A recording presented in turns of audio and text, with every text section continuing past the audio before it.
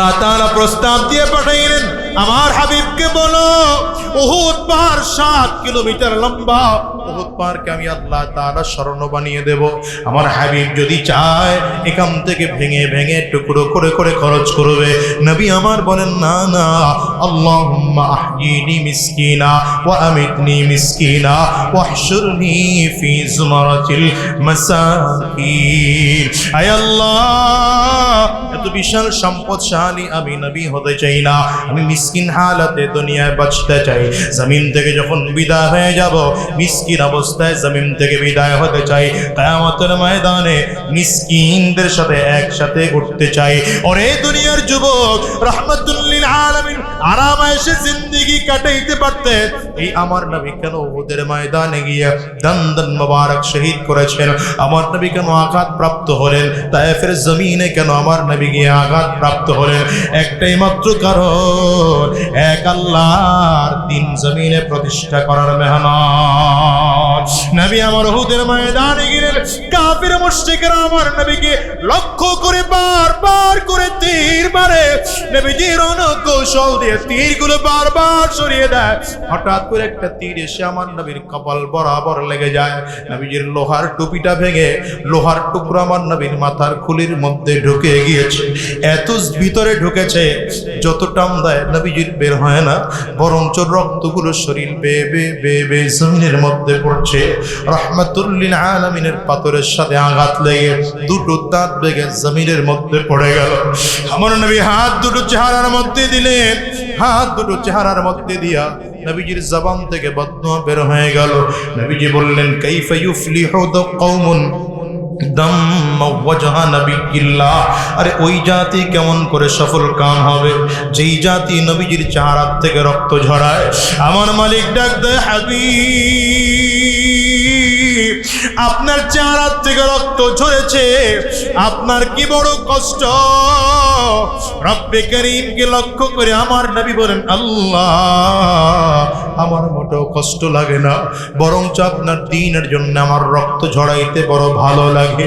ওই যে তায়েফের জমিনে আমি রক্ত ঝরিয়েছি, কোন কাফিরকে আমি নবী বদদুয়া দেই নাই। তায়েফের জমিনে রাহমাতুল লিল আলামিন যখন গেলেন, তায়েফের কাফির মুশরিকরা শুধুমাত্র আমার নবীর তাওহীদের দাওয়াতের অপরাধের কারণে এমন ভাবে পাথর মেরেছে, ছোট ছোট বাচ্চাদের হাতে রাবারের গুলিগুলো দিয়া, ছোট ছোট পাথরের টুকরাগুলো দিয়ে বলেছে, এটা মুহাম্মদের গায়ে মার। নবীজির গায়ে এত জোরে পাথর মারা হয়, যায়েদ ইবনে হারিসা রাদিয়াল্লাহু আনহু বলে, আমি তাকিয়ে তাকিয়ে দেখেছি নবীজির চামড়া ভেদ করে গোশতের মধ্যে পাথরের টুকরাগুলো ঢুকে গিয়েছে। নবী বললেন, তুমি প্রতি রাকাতেই সূরা ইখলাস পড়ো কেন? সাহাবী বললেন, হুজুর, এই সূরাটার মধ্যে রব্বে করিমের পরিচয় দেওয়া হয়েছে, এই জন্য এই সূরাটা আমার কাছে এত ভালো লাগে, মনে চায় প্রতি রাকাতেই পড়ি। যেহেতু আপনি বলেছেন লা সালাতা ইল্লা বিফাতিহাতিল কিতাব, সূরা ফাতিহা ছাড়া নামাজ হয় না, এই জন্য সূরা ফাতিহা আগে পড়ি, পরে সূরা ইখলাস পড়ি। এই সূরাটা এত মুহাব্বত হওয়ার কারণ হলো, এই সূরাতে রব্বে করিমের পরিচয় চমৎকার করে তুলে ধরা হয়েছে। এই সূরাটা নাজিল হওয়ার একটা প্রেক্ষাপট আছে, যাকে মুফাসসিরিনদের ভাষায় শানে নুজুল বলে। এই ছেলে কি মোবাইল মোতালা করতেছে? ফেসবুক চালাইতেছ? তুমি তুমি তুমি পিছন দিকে তাকাও, নিচের দিকে তাকাই, নিচের দিকে তাকায় তাকা যাবে না, ওই যে পিছনের ছবি, ওই পিছনের, হ্যাঁ এদিকে আমার দিকে, একদম ঘাড় ঘুরাইব না। এখন আমার উসুল একটু ভিন্ন, আমি অমনোযোগী শ্রোতাদের সামনে কথা বলতে পারি, খুব মনোযোগী হইলে খুব অল্প কথা বলবো।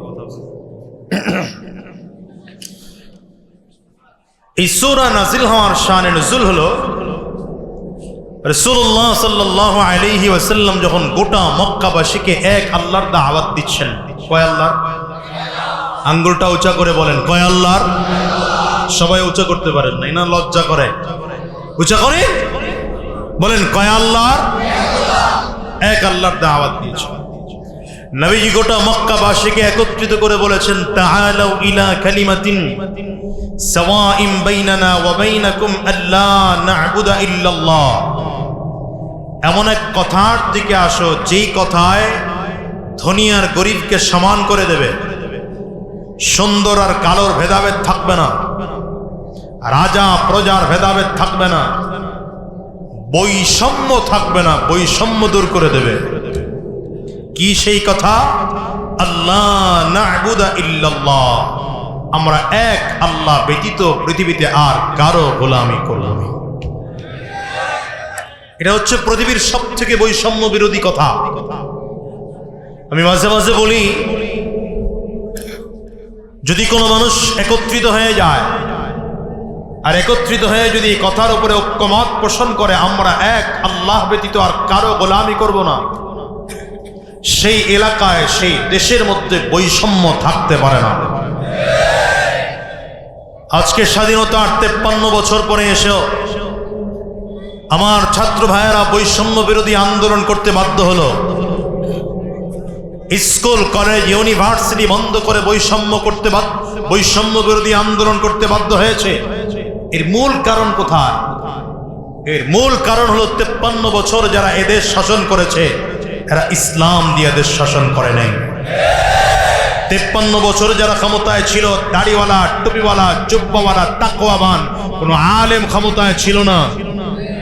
এদেশ কোরআনুল কারীম দিয়ে পরিচালনা করা হয় নাই, এদেশে আল্লাহর বিধান দিয়ে শাসন করা হয় নাই। কথা বলেন না কেন?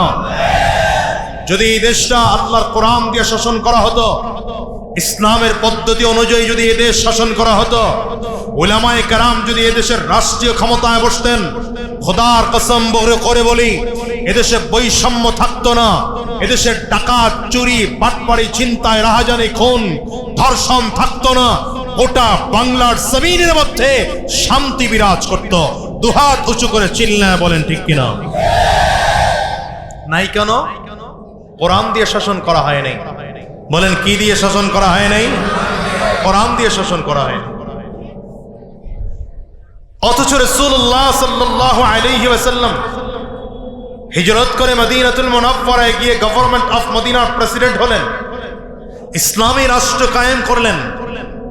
নবীজি মদিনাতুল মুনাওয়ারায় কত বছর রাষ্ট্র চালিয়েছেন? কত বছর? বলেন না, বলেন না, বলেন। কথা বললেই আমার কথা বের হবে। বলেন কত বছর? 10 বছর। নবীজির ইন্তেকালের পরে 2 বছর আর কিছুদিন, অর্থাৎ 2 বছরই ধরেন, আবু বকর সিদ্দিক রাদিয়াল্লাহু আনহু রাষ্ট্র পরিচালনা করেছিলেন। কত হলো? 10 আর 2? কথা জোরে বলে না। হযরত ওমর ফারুক রাদিয়াল্লাহু আনহু রাষ্ট্র পরিচালনা করেছেন 10 বছর, বাকিটুকু বাদ দিলাম। হযরত ওমর রাদিয়াল্লাহু আনহুর শাসন আমলের মাঝামাঝি, কতটুকু? মাঝামাঝি, অর্থাৎ 5 বছরের সমান। 10, 2 আর 5 কত হলো? এই মাত্র 17 বা 18 বছরের চিত্র এমন ছিল মদিনার, মানুষ যাকাতের টাকা নিয়ে দাঁড়িয়ে থাকতো, দেওয়ার লোকের অভাব ছিল না, দিবে কাকে নেওয়ার লোক খুঁজে পাওয়া যেত না। জোরে বলবেন না? আরো জোরে আওয়াজ করে চিল্লায় বলা যাবে না? না, হুজুররা ইসলামী রাষ্ট্রের কথা বলছে তো এই জন্য মুখ দিয়ে সুবহানাল্লাহ বের হয় না। আর ওরা যখন সুদ খাইয়া, ঘুষ খাইয়া, মদ খাইয়া, জুয়া খাইলা এসে আপনাদের এলাকায় 1 লক্ষ টাকা দান করে গেলাম গা, মার হাবাত দিতে দিতে গলা ফাটায় বলেন, ঘটনা কি? সব হা করে তাকায় রয়েছে, বুঝেই না রে, আসমান থেকে মাত্র নাজিল হয়েছে, শুনেই না জীবনে এই কথা। রাগ করতেছেন না? ইদানিং কিছুটা বয়স বাড়ছে তো এই জন্য দমকায় ওয়াজ করা শুরু করছে। এই দমক সহ্য করে নিতে হবে, কিছু করার নেই। রাসূলুল্লাহ সাল্লাল্লাহু আলাইহি ওয়াসাল্লামের মাত্র 17 বছর ইসলামী রাষ্ট্র অনুযায়ী, ইসলামিক পদ্ধতি অনুযায়ী রাষ্ট্র পরিচালনা করার কারণে যদি মদিনার চিত্র এই হয় যে যাকাতের টাকা দেওয়ার অভাব ছিল না, দিবে কাকে নেওয়ার লোক খুঁজে পাওয়া যেত না, তাহলে আজকে আমার বাংলাদেশ 53 বছর হয়ে গেল, স্বাধীন হলো, এখন পর্যন্ত এই দেশটা মধ্য আয়ের দেশে রূপান্তর করা যায়নি, একমাত্র কারণ এ দেশ কোরআন দিয়ে শাসন করা হয় না। ঠিক কিনা বলো? এই জন্য আমি আগেও বলেছি, এখনো বলি, যদি এ দেশকে আগামীর দিনে বৈষম্য বিরোধী দেখতে চাও, সমতার দেশ দেখতে চাও, সন্ত্রাস মুক্ত, ডাকাত মুক্ত, চোর মুক্ত, মাদক মুক্ত দেখতে চাও, আল্লাহর কোরআন আর কোরআন ওয়ালাদের বিকল্প নয়। ঠিক কিনা আওয়াজ করে বলেন? সমাধান চাও যদি জীবনে মরণে, ফিরে যাও খুঁজে নাও চোখ রাখো কোরআনে। সমাধান চাও যদি জীবনে মরণে, ফিরে যাও খুঁজে নাও চোখ রাখো কোরআনে। তবে পাবে সুখ শান্তির ঠিকানা, তবে পাবে সুখ শান্তির ঠিকানা। মেনে যদি নাও তুমি মনে প্রাণে সমাধান। ঠিক না? এই যে চির অম্লান চির মুক্তির ডাক, এই যে মহাবাণী খোদারি কালামে পাক। এই যে চির অম্লান চির মুক্তির ডাক, এই যে মহাবাণী খোদারি কালামে পাক। এই দুনিয়ায় আর সেই দুনিয়ায়, এই দুনিয়ায় আর সেই দুনিয়ায় শান্তি পাবে তুমি তো জানে। সমাধান সমাধান চাও যদি জীবনে মরণে, ফিরে যাও খুঁজে নাও চোখ রাখো কোরআনে। সুতরাং আমরা কোরআনের পক্ষে থাকবো না বিপক্ষে? মুসলমানদের পক্ষে থাকবো না ইসকনের পক্ষে? হ্যাঁ, ভালো করে খাও, ভালো করে খাও। এই কোরআনের পক্ষে না বিপক্ষে? মুসলমানদের পক্ষে না ইসকনের পক্ষে? মুসলমানদের পক্ষে না সন্ত্রাসীদের পক্ষে? আলেমদের পক্ষে না জালেমদের পক্ষে? আলেমদের পক্ষে থাকতে গিয়ে যদি আবার রাজপথে নামার ডাক আসে, রাজপথে নামবো। খাম ছড়াতে হয়, খাম ছড়াবো। রক্ত দিতে হয়, রক্ত দেব। জীবনটাও যদি দিতে হয়, তৈয়ার কারা কারা? দুহাত উঁচু করে আল্লাহরে ডাক।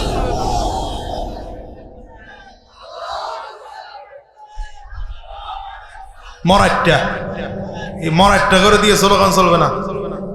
যিনি স্লোগান দেয় খুব উঁচু গলার, যারা স্লোগান লয় এরা ভালো না। কাশি দেন, গলা ক্লিয়ার করেন, ভালো করে কাশি দেন, ওয়াজ পরে করুন। কাশি দিচ্ছেন, গলা ক্লিয়ার হয়েছে? ভালো করে ক্লিয়ার হয়েছে? স্টেজের হুজুরের আওয়াজ না দিলেও তো কিছু কইতে পারতেছি না, ওনারা বড় মানুষ তো কথা কন লাগে। আমার থেকে ইলমে বলো, আমলে বড়, সম্মানে বড়, এই জন্য কিছু কইতে পারতেছি না। আপনারা আওয়াজ দেন, দেখবেন হেরাও শুরু করছে। কাশি দিচ্ছেন তো? গলা ক্লিয়ার হয়েছে তো? হাতগুলা উঁচা করেন, টান টান করে উঁচা। ডানে আর ভাবে তাকায় দেখেন, হাতকে তোলে নাই, মনে করবেন এ লোক অলস মার্কার ফেডারেশনের সভাপতি। আরে পরে দিতেছি আমি দিতেছি, দাঁড়াও দাঁড়াও দাঁড়াও, আগে আমি বুঝাই দিই কেমনে তাকবীর দিতে হয়। হ্যাঁ, হাতগুলো উঁচা করেন, ভালো করে উঁচা মুঠ করেন, হাতগুলো মুঠ করেন, ঝাঁকি দেন, জোরে সরে একটা ঝাঁকি দেন, আর জোরে ঝাঁকি দেন মিয়া। দেখেন জাকির চোটা বার আর একজনের নাক ফাটায় দিয়ে। এবার কণ্ঠের যতটুকু আওয়াজ আছে পুরোটা আওয়াজ দিয়ে একটা তাকবীর দিতে হবে। রেডি? আরে ভেতরে কুফর ঢুকছে, শিরিক ঢুকছে, বিদআত ঢুকছে, ওটাকে ঈমানের প্রেসার দিয়ে বের করতে হবে। ঠিক কিনা বলো? দুই হাত উঁচা করে, ভালো করে দুই হাত উঁচা করে, নারে তাকবীর। পোষাইল না, আওয়াজ পোষাইল না, আরো জোরে লাগবে। নারে তাকবীর, আল্লাহু আকবার। দুই হাত উঁচু করে, ভালো করে, নারে তাকবীর, আল্লাহু আকবার। নারে তাকবীর, আল্লাহু আকবার। আমরা সবাই রাসূল সেনা, ভয় করি না বুলেট বোমা। আমরা সবাই রাসূল সেনা, নারে তাকবীর, আল্লাহু আকবার। কোরআন সুন্নাহর আলো ঘরে ঘরে চালো, কোরআন সুন্নাহ যেখানে আমরা আছি সেখানে নারে তাকবীর নারে তাকবীর আমরা সবাই রাসূল সেনা ভয় করি না বুলেট বোমা আছে ভয় আছে কথা কয় না ভয় আছে আমার নেতা তোমার নেতা কে কে কে কে আরে নেতাই তো ভিজাবো নেতা বানায় রাখছে যেগুলা দাড়ি কামায় মোচ কামায় কথা কয় না সুদ খায় ঘুষ খায় মদ খেলে জুয়া কথা কয় না এগুলোর মধ্যেই থাকে সারাদিন কি ঠিক কিনা বলেন এই জন্য দেখেন না এখন যখন বিপদে পড়ে গেছে গা এবার দাড়ি ঠাড়ি কামাইয়া পালান শুরু করছে চুলে কালার করে পালান শুরু করছে কথা কও না আর আলহামদুলিল্লাহ হুজুরগুর দিকে তাকায় দেখো না বুকে হাত লাগায় কই টান করে বলি আগেও ছিলাম এখনো আছি কথা কয় না হুজুররা পালাইছে আস্তে কয়েকে এরা কথা হুজুর ঘটনা কি এইবার কি আওয়াজ কমায় দিছে না আগেও পালাই নাই আগেও পালাই নাই এখনো পালাচ্ছি না ঠিক কিনা বলে আর যারা বলেছিল পালাবো না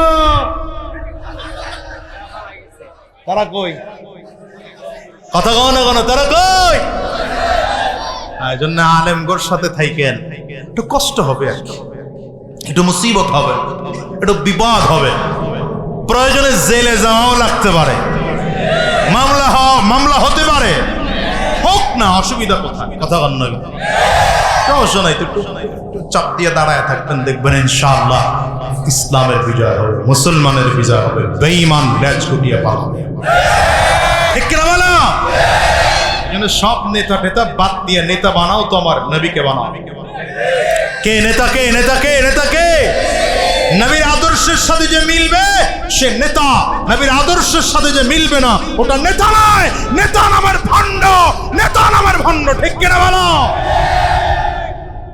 আমার নবীকে তো আল্লাহ তাআলা এমন ভাবে বানিয়েছেন আমার নবীকে কোন দিক থেকে সেট করবেন সেই দিক থেকে আমার নবী শ্রেষ্ঠ কি কথা বলেন না কেন বাবা হিসেবে নবী শ্রেষ্ঠ সন্তান হিসেবে শ্রেষ্ঠ নাতি হিসাবে দাদা হিসাবে শ্রেষ্ঠ নানা হিসাবে বন্ধু হিসাবে নেতা হিসাবে হ্যাঁ মুসলমান রাজনীতিবিদ হিসাবে প্রেসিডেন্ট হিসাবে ओ मेरा नबी मेरा नबी है वो मेरा नबी है আমার তালে তালে আয়া বললো না হাবিবুল্লাহ আরমানি তো এটাই গাইল আমার ওয়াজের মধ্যে এটা এসে পড়ছে সে তো শিল্পী আর পাকিস্তানি মানুষের জুবান এমনি ভালো হয় আমিও মাঝে মাঝে হাবিবুল্লাহ আরমানির আলোচনা শুনি ওই ইউটিউবের মধ্যে গজল টজল শুনি আর আইসা গেছে যেহেতু বইলা বলাই নাকি না থাকবে একবার তো শুনিয়ে বলাইছে হ্যাঁ वो जिसके लिए महफिल कौनैन सजी है फिरदौस से बड़ी जिसके वसीले से बनी है वो हाशिमी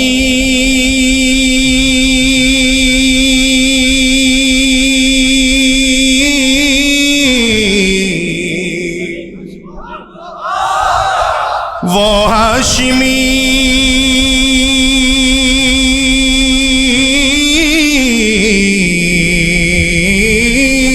वो हाशिमी मक्की मदनी युल अरबी है वो मेरा नबी बोले ना वालों फिर वो मेरा नबी है वो मेरा नबी है अल्लाह का फरमान अलम नशरह लक सदरक मंसूब है जी से व रफअना लक ज़िक्रक আরে কোরআনুল কারীমে আল্লাহ তাআলা 25 জন নবীর নাম নিয়েছেন, সবাইকে আল্লাহ তাআলা নাম ধরে ধরে ডেকেছেন। আদম আলাইহিস সালামকে নাম ধরে ডেকেছেন, ইয়া আদম উসকুন আনতা ওয়া যাওজুকাল জান্নাহ।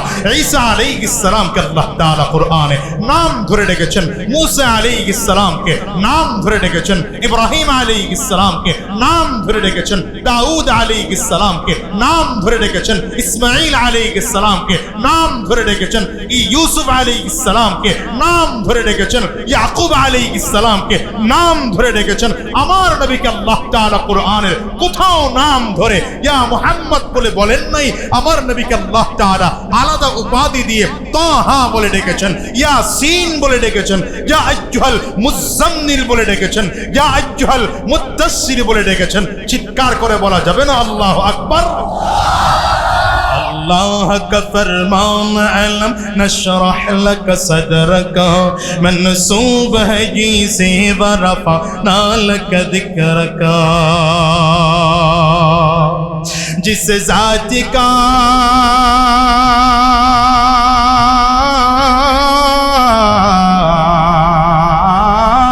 जिस ज़ात का कुरान में भी ज़िक्र जली है, वो मेरा नबी मेरा नबी मेरा नबी है। वो मेरा नबी मेरा नबी मेरा नबी है। वो मेरा नबी है। এই জন্য বলি সব নেতা বাদ দাও মিয়া, নেতা মানো তো নবীরে মানো। না এইবারও জোরে ঠিক বলতে পারেন নাই। নেতা বানাও তো নবীরে বানাও। বলো, নেতা বানাও তো নবীরে বানাও। কারে বানাবো? তোমার নেতা আমার নেতা।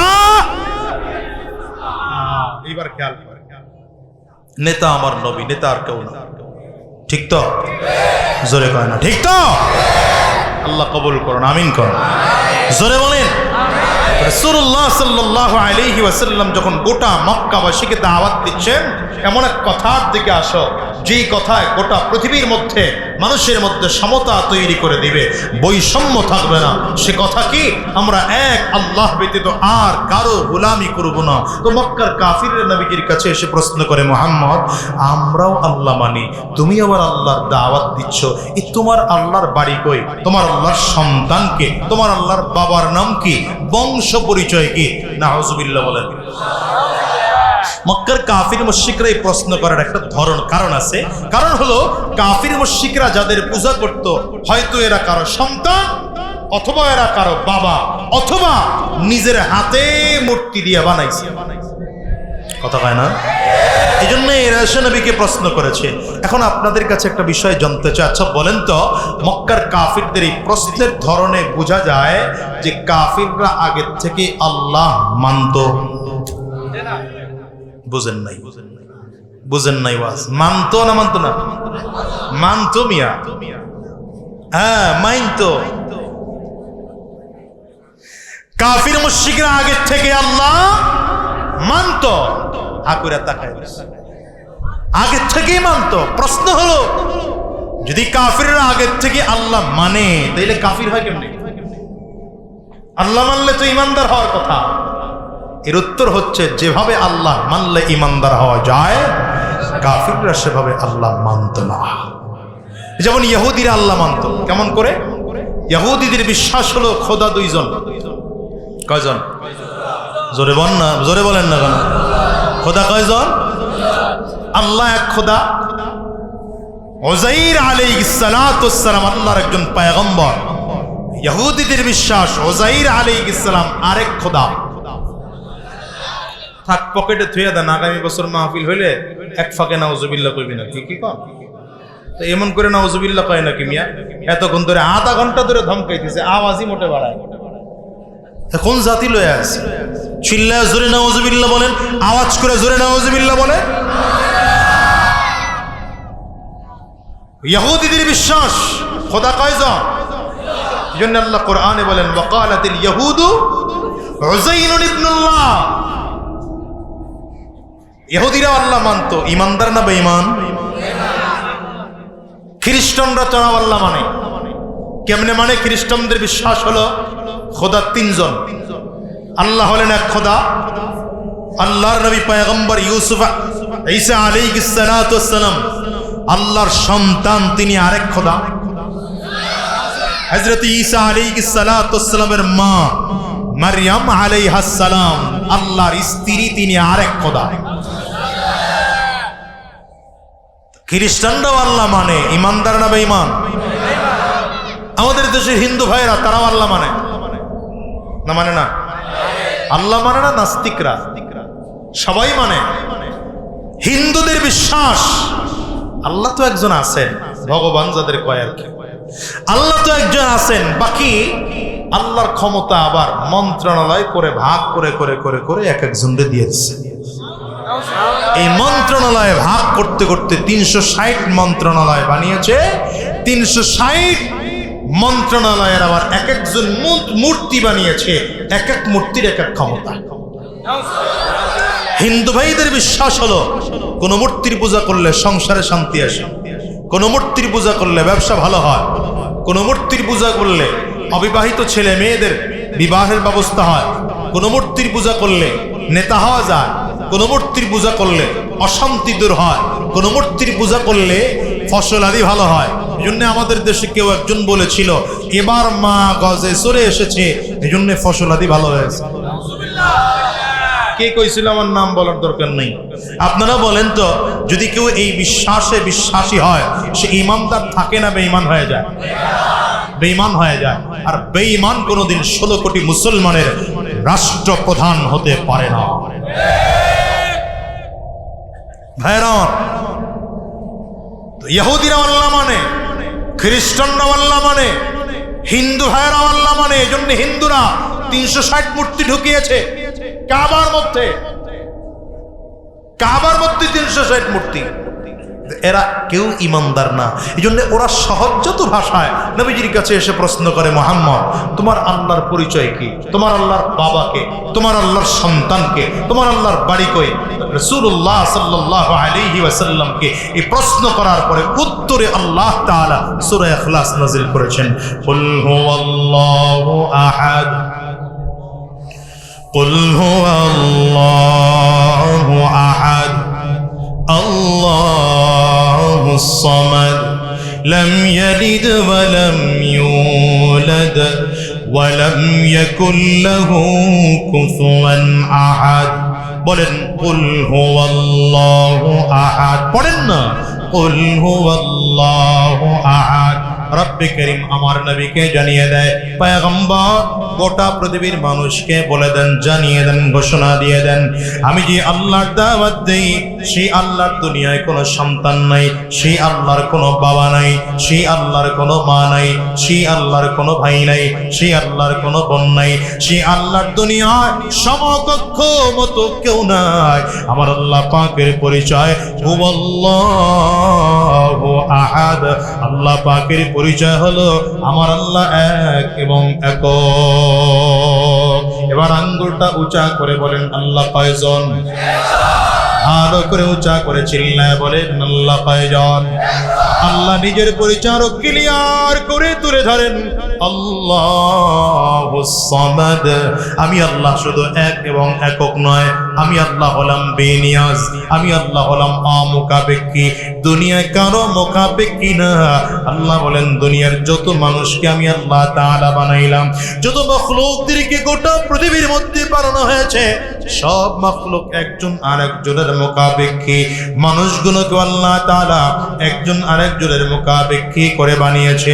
আমি মাঝে মাঝে উদাহরণ দিয়ে বলি, ঢাকা থেকে বিশাল শিল্পপতি আপনাদের এলাকার মধ্যে এসেছে, বিশাল প্যারাডো গাড়ি নিয়ে, মার্সিডিজ গাড়ি নিয়ে, গাড়িটার দাম 5 কোটি টাকার গাড়ি নিয়ে আপনাদের এলাকায় আসে। এই রাস্তা দিয়ে যাওয়ার সময় ছোট্ট লোহা ঢুকে চাক্কাটা পাঞ্চার হয়ে গেল। এই গাড়ি চালাইয়া ঢাকায় যাওয়া যাবে না, রেখে যেতে হবে। কেন? অথচ চাক্কায় হাওয়া দিবে, হাওয়ার দাম মাত্র 10 টাকা। 5 কোটি টাকার গাড়ির দাম নাই 10 টাকার হাওয়ার জন্য। আল্লাহ তাআলা বুঝায় দিলেন, রে গোলাম, অহংকার করবি না। তোরা এত বিশাল গাড়ি কিনে ঘুরতে পারো, রাস্তার পাশে যেই লোকটা হাওয়ার মেশিন নিয়ে বসে 10টা টাকা দিয়ে হাওয়া দিবে, তার কাছে তুই মুহতাজ। আপনাদের গ্রামের একজন মানুষ নোয়াখালী শহরের মধ্যে গিয়ে 10 কাঠা জায়গা কিনে 10 তলা বিশাল বিল্ডিং তৈরি করেছে। রাজমিস্ত্রির কাজ কমপ্লিট হয়ে গেল, ইলেকট্রিক মিস্ত্রির কাজ কমপ্লিট হয়ে গেল, স্যানিটারি মিস্ত্রির কাজ কমপ্লিট হয়ে গেল, সব কাজ কমপ্লিট। কিন্তু বাথরুমের মেইন লাইনের সাথে ছোট্ট একটা পাইপের মূল সংযোগ দেওয়া বাকি আছে। এই পাইপের দাম হয়তো 500 টাকা। যেই মিস্ত্রি সংযোগ দিবে মিস্ত্রির মজুরি 500 টাকা। বলেন তো এই বাড়িটা এখনো বসবাস যোগ্য হলো না অযোগ্য হয়ে আছে? কেন? ওই 500 টাকার কারণে, একটা ছোট্ট পাইপের সংযোগ দেওয়া না কারণে বাড়িটা অযোগ্য হয়ে আলো, বসবাস অযোগ্য হয়ে গেল। রব্বে কারীম দুজাইতে যান, এরে গোলাম, কোটি কোটি টাকা খরচ করে বাড়ি তৈয়ার করতে পারো, অহংকার করবি না। ছোট্ট স্যানিটারি মিস্ত্রি যার মজুরি মাত্র 500 টাকা, আমি তোরে তার মুহতাজ বানাইয়া দিলাম। এবার আল্লাহ পাকের দিকে তাকান, আল্লাহ তাআলা মুহতাজ নাকি? রব্বে কারীম বলেন, ওয়ালাকাদ যায়্যানাস সামাআদ দুনিয়া বিমাসাবিহা وجعلناها رجوما للشياطين وأعتدنا لهم عذاب السعير।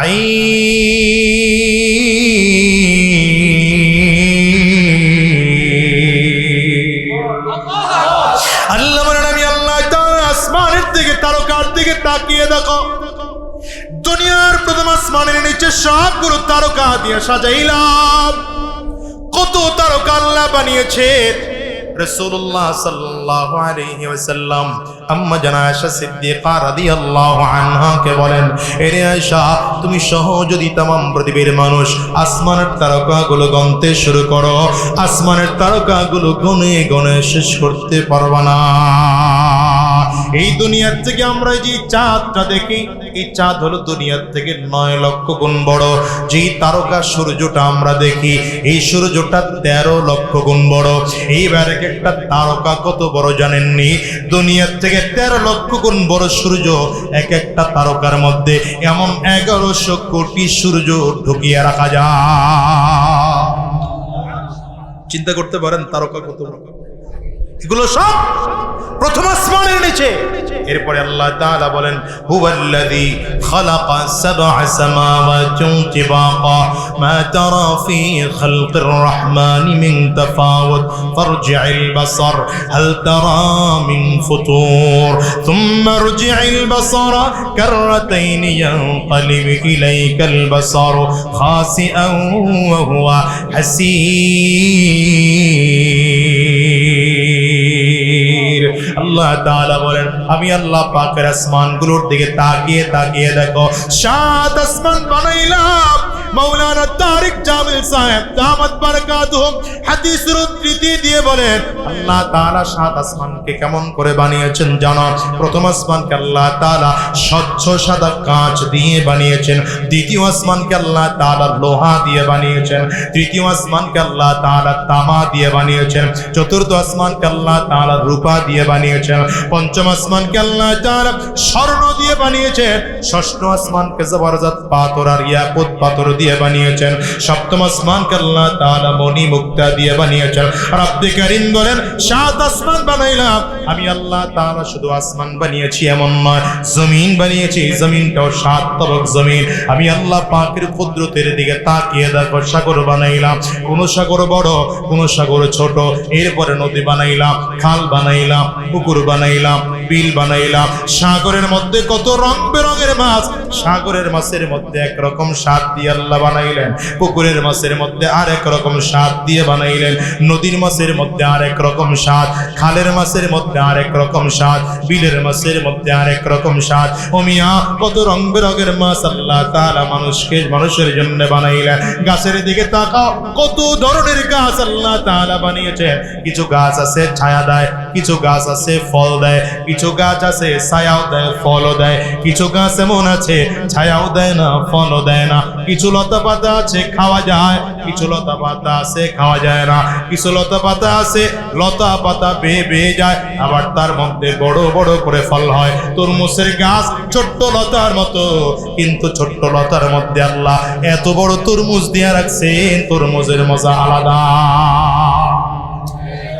এর মধ্যে আল্লাহ তাআলা পশু প্রাণী বানাইলেন, কত ধরনের পশু। কিছু পশু আল্লাহ বানাইলেন দুধ দেয়, কিছু পশু আল্লাহ বানাইলেন শুধু ডিম দেয়, কিছু পশু আল্লাহ বানাইলেন গোশত খাওয়া হালাল, কিছু পশু আল্লাহ বানাইলেন গোশত খাওয়া হারাম। আল্লাহ বলেন এরপরে মানুষের দিকে তাকাও, এত কোটি কোটি কোটি মানুষ আল্লাহ তাআলা বানাইলেন, এই মানুষগুলোর একজনের চেহারার সাথে আর একজনের চেহারার মিল নাই, একজনের কণ্ঠের সাথে আর একজনের কণ্ঠের মিল নাই, একজনের চোখের ছাপের সাথে আর একজনের চোখের ছাপের মিল নাই, একজনের বৃদ্ধাঙ্গুলের ছাপের সাথে আর একজনের বৃদ্ধাঙ্গুলের ছাপের মিল নাই। আল্লাহ বলে দুনিয়ার গুনাহ, আমি আল্লাহ তাআলা যে এগুলো বানাইলাম, এগুলো বানানোর জন্য আমি আল্লাহ পাকের রাজমিস্ত্রির প্রয়োজন হয় নাই, ইলেকট্রিক মিস্ত্রির প্রয়োজন হয় নাই, স্যানিটারি মিস্ত্রির প্রয়োজন হয় নাই, আর্কিটেক্ট ডিজাইনারের প্রয়োজন হয় নাই, ইঞ্জিনিয়ারের প্রয়োজন হয় নাই, দুনিয়ার কারো দরকার হয় না। ইদা আরাদা শাইআন আন ইয়াকুলা লাহু কুন ফায়াকুন, আমি আল্লাহ তাআলা শুধু কুন বলেছি, কোন বলতে দেরি হয় গোটা পৃথিবী হয়ে যায়। চিল্লা আওয়াজ করে বলো না সুবহানাল্লাহ, সুবহানাল্লাহ, আলহামদুলিল্লাহ, লা ইলাহা ইল্লাল্লাহ, সুবহানাল্লাহ, কোনা সুবহানাল্লাহ, আলহামদুলিল্লাহ, লা ইলাহা ইল্লাল্লাহ, জোরে সুবহানাল্লাহ, লা ইলাহা ইল্লাল্লাহ। কষ্ট হয়। তুমি বাঁচাও, তুমি মারো, অবিরত ক্ষমা করো, তুমি বাঁচাও, তুমি মারো, অবিরত ক্ষমা করো, যাকে ধরার তাকে ধরো, যাকে ধরার তাকে ধরো, তোমার মুঠোয় সবই আল্লাহ, সুবহানাল্লাহ, আলহামদুলিল্লাহ, লা ইলাহা ইল্লাল্লাহ। দুনিয়ার মুসলমানেরা, দুনিয়ার যত মানুষ আছে সব মানুষকে আল্লাহ তাআলা মুখাপেক্ষী করে বানিয়েছেন। মুখাপেক্ষী একজন না, তিনি হলেন কে? আওয়াজ দিয়ে চিল্লাও। হিন্দু ভাইরা, যেই নেতা যেই মূর্তির পূজা করে, মূর্তি নিজের হাতে নিজে বানাইতে হয়। আল্লাহ বলেন তোমার মূর্তি তুমি নিজের হাতে বানাও, শুধু বানাইলে হয় না, এটারে নিজের হাতে নিজেই রং করো, শুধু রং করলেই হয় না, দেখো ওটা দাঁড়াইতে পারে না, এটার পিছনে বাঁশ দিয়ে দাঁড় করাইতে হয়। তাইলে হিন্দু ভাইদের মূর্তি কারো মুখাপেক্ষী, আমার আল্লাহ কারো মুখাপেক্ষী না। আমাদের দেশের নেতারা ভোটের মুখাপেক্ষী। আসতে কইলেন কেন? জোরে বলেন। ভোট দিলে নেতারা ক্ষমতায় থাকে, ভোট না দিলে ক্ষমতায় থাকা যায় না। মনে মনে বলেন না হুজুর, ভোট না দিলেও তো থাকা গেছে। থাকা যায়, কিন্তু এত সহজ না। কথা কয় না, কথা কয় না। প্রথমবারে কেমন করে নিছে? হয়তো একবার যাওয়া যায়, দুইবার যাওয়া যায়, তিনবার যাওয়া যায়, চারবার, এরপরে আর আল্লাহ কয় দেখ, তাকায় দেখ। প্রথমবার কাউরে বুঝতে দেয় নাই, নিজেরাই চুরি করছে। কথা কয় না। আপনারা ওয়াজ বুঝেন না মনে হয়, ওয়াজ বুঝার লোক না। নোয়াখালীর মানুষ ওয়াজ ভুলে গেছে। নোয়াখালীতে ওয়াজ বুঝার লোক বেশি, এটা আমার জানা। আপনারা যেমন হা করে তাকায় বুঝছেন, এই কই যায়, এই এই এই এই এমনি ঠিকঠাক আছে তো?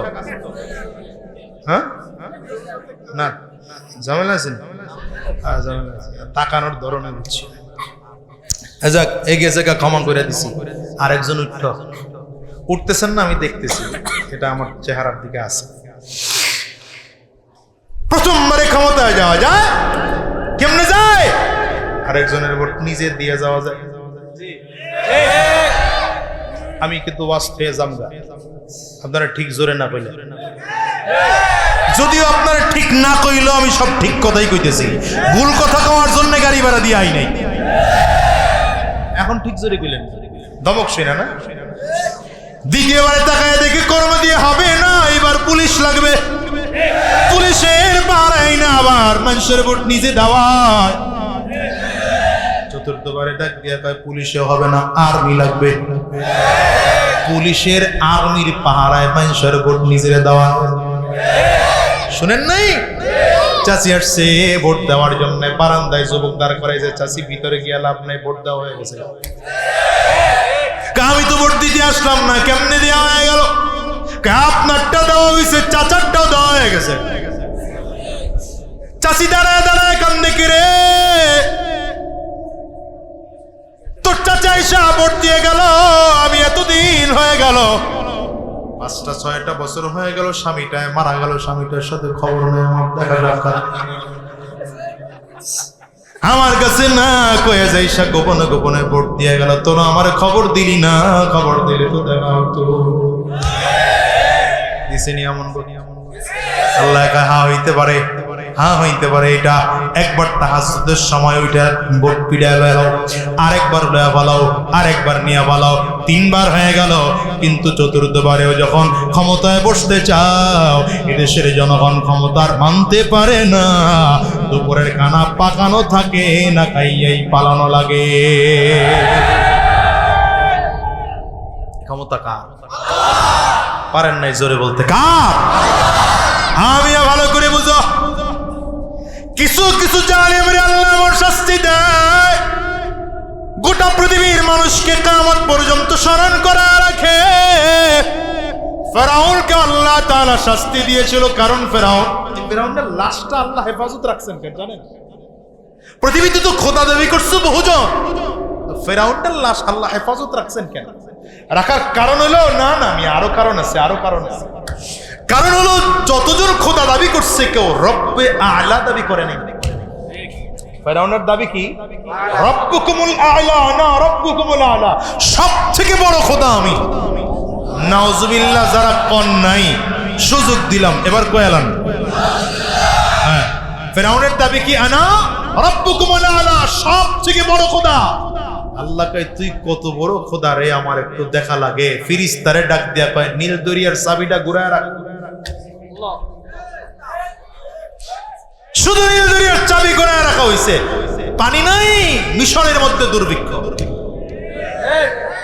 দুর্ভিক্ষের কারণে ফেরাউনের লোকজনগুলো ঘুরা ফেরাউনের কাছে এসে, খোদা আপনারে গোলামি করি, আপনার ইবাদত করি, আপনারে খোদা মানি, নীল দরিয়ায় পানি নাই, পানি দেন। বদমাশের কাছেই যায়। যেই নেতৃত্ব করে ধুয়ে বলাইলো, হেডের লেগে আবার তোরা গুলিস্তান যাস কেন? এতক্ষণ পরে সফটওয়্যার বুঝছেন না?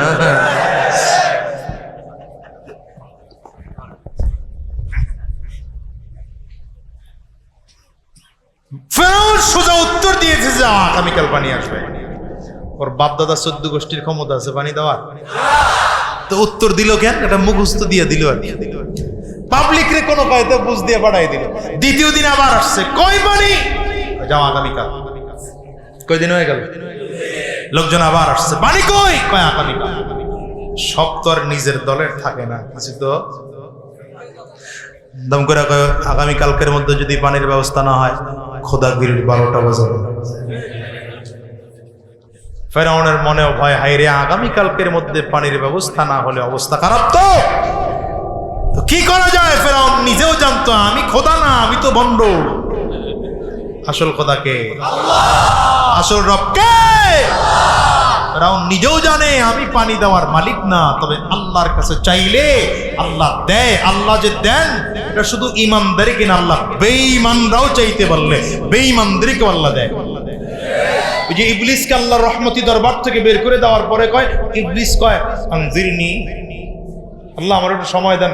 আল্লাহকে ঠিক আছে যা দিয়ে দিলাম, ইন্নাকা মিনাল মুনজারিন, যা দিয়ে দিলাম সময়, কিয়ামত পর্যন্ত হায়াত বাড়ায় দিলাম, কি করতে পারোস কর গিয়া। এখান থেকে ফেরাউন শিখছে বেঈমান হইয়াও আল্লাহর কাছে চাইলে পাওয়া যায়। রবের তো ওয়াদা আছে, উদউনি আস্তাজিব লাকুম, এখানে ঈমান শর্ত না, চাওয়া শর্ত। ওয়া ইযা সাআলাকা ইবাদি আন্নী ফাইন্নী করিব, চাইলে আল্লাহ দিবেন। কথা কয় না? ফেরাউন না চিন্তা করছে আজকে চাবো আল্লাহর কাছে, অত জানে আমি তো খোদা না, আমি তো ভণ্ড। একা রওনা করেছে, একা, র্যাব নাই, আর্মি নাই, পুলিশ নাই, বিডিআর নাই, বিমান বাহিনী কেউ নাই, একা একা রওনা করেছে পাহাড়ের চূড়ায় উঠা, গর্তের মধ্যে ঢুকে। কোন কোন দুর্বল বর্ণনায় এমন পাওয়া যায় নিজের পাও দুইটা উপরের দিকে বাম দিয়া, মাথা নিচের দিকে দিয়া, নিজের নিজে শাস্তি দিয়া আল্লাহরে বলে, আল্লাহ আমি তো খোদা না, আমি তো ভণ্ড, তুমি যদি পানি না দাও তাহলে খোদাগিরিও টিকবে না, আমিও বাঁচবো না, যেমন করে হোক আগামী কালকের মধ্যে পানির ব্যবস্থা করো। ওই যে তাহাজ্জুদের নামাজ বুঝছেন, কালকা ঠিক কয়েন, ওয়াজের 6 দিন পরে ওয়াজ বুঝে, আগামীকাল আইয়া আমারে ঠিক কয়ে যায়। আল্লাহ 12টা বাজে যেতেছে ভাই, হুজুর 11:15 বাজতেছে আর কি। আর অল্প সময় শেষ করে দিই ইনশাআল্লাহ। আসেন তো, কিছু কথা যেহেতু শুরু করছি এটা শেষ করি নাকি? সূরা ইখলাসের ফিনিশিং দিয়ে শেষ করব ইনশাআল্লাহ। আচ্ছা ঠিক আছে ভাইরা, এই ফেরাউন গর্তের মধ্যে ঢেকে সারা রাত দোয়া করেছে, আল্লাহ পানি দাও, পানি দাও, পানি দাও। আল্লাহ তাআলা ফেরাউনের দোয়া কবুল করছেন। এই কাট্টা কাফিরের দোয়া আল্লাহ কবুল করছেন। সারা রাত দোয়া করে সকালবেলা গর্তের ভিতর থেকে বের হয়, তো গর্তের মুখে দাঁড়িয়ে দেখে একজন যুবক দাঁড়ানো, সুঠাম দেহের যুবক, দেখলেই মনে হয় যুবক খুব শক্তিশালী। ফেরাউনের সামনে দাঁড়িয়ে বলে, খোদা সারা মিশর আপনারে খুঁজলাম, কোথাও আপনারে পাইলাম না, খুঁজতে খুঁজতে এখানে চলে আসলাম। ফেরাউন ধমক দিয়েছে, আয় বেটা এখানে কেন? যুবক দাঁড়ায়, একটা বিচার নিয়ে আসছি। ফেরাউন বলে, এটা বিচারের জায়গা? আমার সিংহাসনে যাবি, রাজপ্রাসাদে যাবি বিচার নিয়ে, আমি বিচার করব। যুবক বলে, যেহেতু খুঁজে আপনার এখানে পাইছি, আপনার রাজপ্রাসাদে যাব না, এখানে বসেই বিচার দেব, ফয়সালা এখানে বসেই দিতে হবে। ফয়সালা না দিয়া সামনের দিকে আগাইবেন, ঠ্যাং ভাঙা ফেলা। কেমন খোদার খোদা, পাবলিক তারে থ্রেট দেয়, বুঝেন তো? ফেরাউন ভয় পেয়ে গেছে, আসলেই তো অবস্থা খারাপ। এই যুবক যদি আমারে পিটায়, এই যুবক আমারে মারলে, আমার ঠ্যাং বাড়ি নিয়ে যাওয়ার সুযোগ। কি যুবক বলো, কি তোমার বিচার? যুবক বলে, কোন গোলাম যদি মালিকের বিরোধিতা করে, গোলাম হইয়া যদি নিজের মালিক বলে দাবি করে, তাইলে তার শাস্তি কেমন হওয়া দরকার? বুঝেন নাই গো? কোন গোলাম যদি মালিকের বিরোধিতা করে আর গোলাম হইয়া যদি নিজের মালিক বলে দাবি করে, তাইলে তার শাস্তি কি হওয়া দরকার? এই কথা বলতে বলতে পাহাড়ের চূড়ায় উঠছে। ফেরাউনের তো নজর বারবার কোথায়? নদীর মধ্যে পানি আসলো কিনা।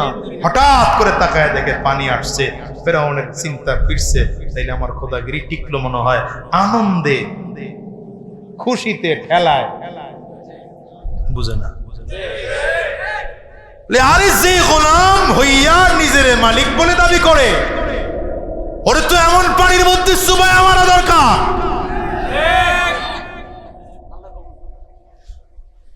যুবক কয়, লিখে দেন। যদি আমার কথা বিশ্বাস না করে লিখে দিছে, কোন গোলাম যদি মালিকের বিরোধিতা করে, গোলাম হইয়া যদি নিজেকে মালিক বলে দাবি করে, তার শাস্তি হলো এমন পানির মধ্যে চুবায় মারা। স্যার অটোগ্রাফ দিয়ে দেন, সিলমোহর দিয়ে দেন। সিলমোহর দিয়ে যুবক গেছে গা। লম্বা কথা। এইবার ফেরাউন এলাকায় ঢুকছে, পরে দাপট কি মরিবান, বুঝেন? চতুর্থবারে ক্ষমতায় আছে।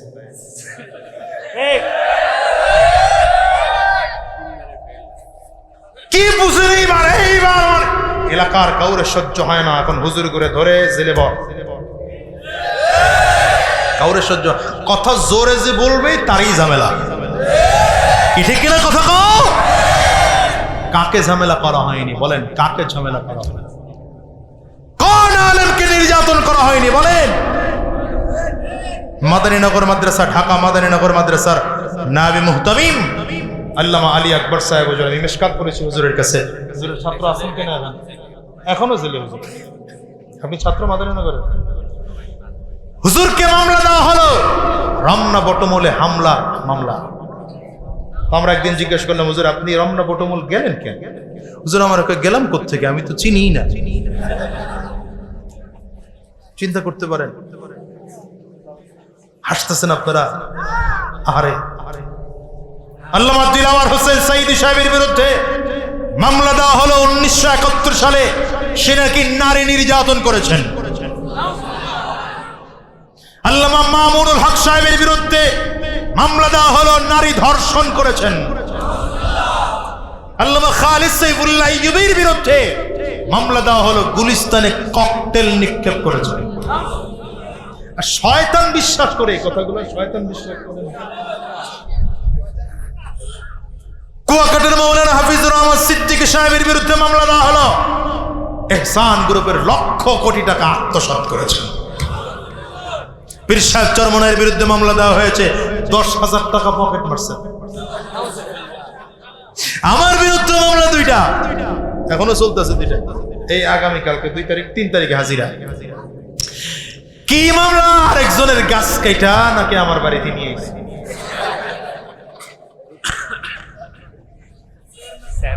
আমি তো বলি শোনো, উলামায়ে কেরামদেরকে মামলা দিয়েছো, হামলা করেছ। উলামায়ে কেরামদেরকে যারা ঘরে থাকতে দাও নাই, ওয়াজ অর্ধেক করে চলে যেতে হয়েছে। বহু স্টেজ থেকে নির্যাতিত হয়ে, নিপীড়িত হয়ে, লাঞ্ছিত হয়ে নেমে যেতে হয়েছে। বহু ওয়াজ মাহফিলে অর্ধেক এসে চলে যেতে হয়েছে। আজকে হিসাব করে দেখো, উলামায়ে কেরাম আজও মাথা উঁচু করে কথা বলে, বুক টান করে কথা বলে, গলা টান করে কথা বলে। তোমরা যারা মামলা করেছ, হামলা করেছ, নির্যাতন করেছ, কলা পাতার বিছানায় ঘুমাইয়াও শ্বাস বাঁচা বাঁচতে পারো না। আইমিয়া লুঙ্গি পরে চুলে কলপ লাগাইয়া, দাড়ি কামাইয়া মাছের তলায় উঠেও তো বাঁচতে পারো নাই। আমি বলি এটা দুনিয়ার ধারা, এটা দুনিয়ার ধারা। আল্লাহর সামনে একজন দাঁড়াইবা, সেদিন তুমিও যা থাকবা, আমিও তা থাকবো। আল্লাহর সামনে দাঁড়ায় প্রত্যেকটা জুলুমের একটা একটা করে হিসাব নেব, একটা একটা করে হিসাব নেব। 2 হাত উঁচা করে চিল্লায়া বলো ঠিক কিনা?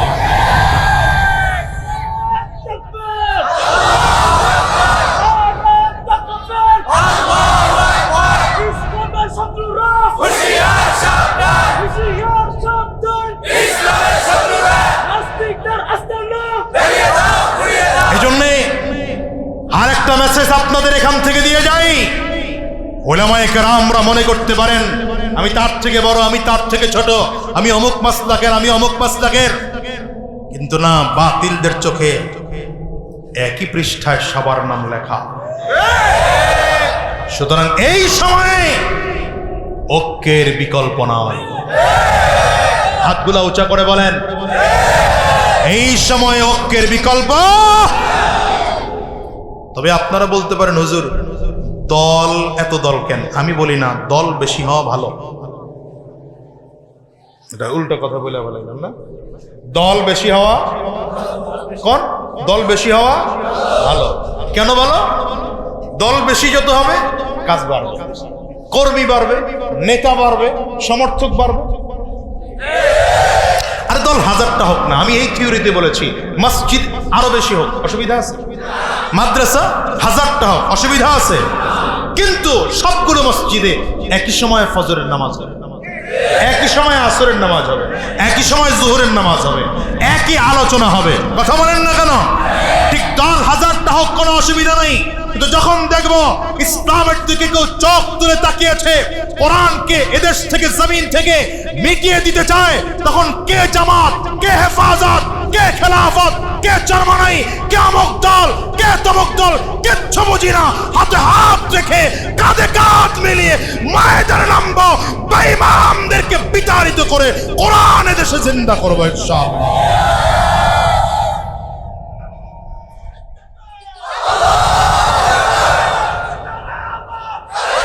আল্লাহ কবুল করুন। আওয়াজ দিয়ে চিল্লায় বলেন আমিন। মনে আছে না, ভুলে গেছেন গা? এখন আর মুসা আলাইহিস সালাম রে সহ্য হয় না, বের করো মুসা আলাইহিস সালামকে। আল্লাহ বলেন ঠিক আছে, তুমিও বের হয়ে যাও। আল্লাহ পাকের অনুমতি পেয়ে লম্বা আলোচনা, খুব সংক্ষেপ করে বলছি, কয়েকটা আল আছে, আলগুলা বাইর করলে তাহলে আমার আলোচনার পরিপূর্ণতা আসবে আর কি, বুঝেন নাই? মুসা আলাইহিস সালাম একদম নদীর কিনারায়। মুসা আলাইহিস সালামের উম্মতরা তাকিয়ে দেখতেছে, ফেরাউনের লোক ডান দিক থেকে, বাম দিক থেকে, পেছন দিক থেকে, সামনের দিকে নদী, বাঁচার কোনো উপায় নেই। পয়গম্বর মুসা আলাইহিস সালামকে ডেকে বলেন, বাঁচার তো কোনো উপায় দেখতেছি না, তিন দিক থেকে ফেরাউনের লোক, সামনের দিকে নদী। পয়গম্বর মুসা আলাইহিস সালাম বলেন, টেনশন করো না, ইন্না মাইয়া রাব্বি সায়াহদিন, আমার সাথে আমার আল্লাহ আছেন, রাস্তা আল্লাহ দেখিয়ে দেবেন। কে দেখিয়ে দেবেন? কথা বলতে দেরি হয়। মুসা আলাইহিস সালাতু ওয়াস সালাম কথা বলতে দেরি হয়। আল্লাহ তাআলা ডাক দিলেন, মুসা তোমার হাতের মধ্যে যে লাঠি আছে, লাঠি দিয়ে নদীর মধ্যে বাড়ি দাও। জোরে বলেন, আরো জোরে বলেন। নদীর মধ্যে লাঠি দিয়ে বাড়ি দিতে দেরি, একটা দুইটা রাস্তা নয়, 12টা গোত্রের জন্য পানি ভাগ হয়ে 12টা কার্পেটিং রাস্তা তৈরি হয়ে যায়। এইবার ফেরাউন আসতেছে, মুসা আলাইহিস সালাম নামতেছেন। মুসা আলাইহিস সালাতু ওয়াস সালাম লোকজনদেরকে নিয়ে নদীর মাঝখানে, এই ছেলে, নদীর মাঝখানে। ফেরাউন কথা পায় না, ওয়াজ বুঝেন। ফেরাউন, মুসা আলাইহিস সালাম নদী পার হয়ে উঠে গেলেন, ফেরাউন কই? জোরে বলেন।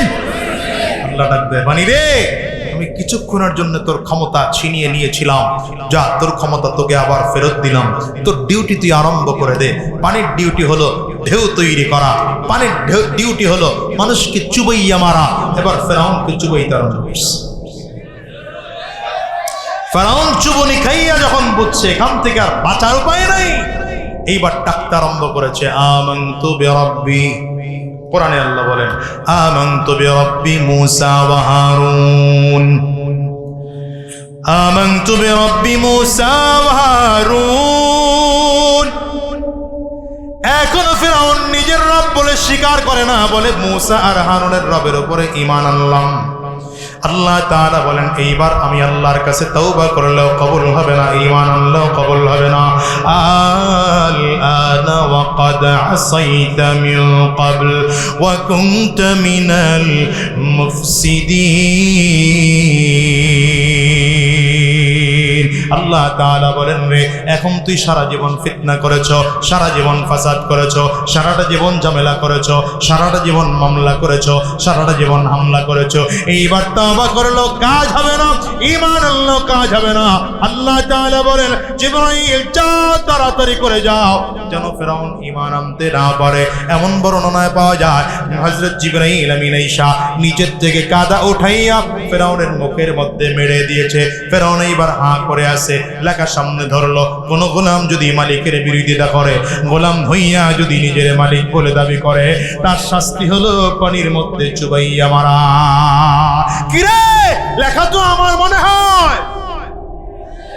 জিবরিল ডাক দেয়, লেখাটা তোমার, এই লেখা তোমার। সেই দিনকার পর থেকে বের হওয়ার পরে যে যুবক দাঁড়িয়ে ছিল, সেই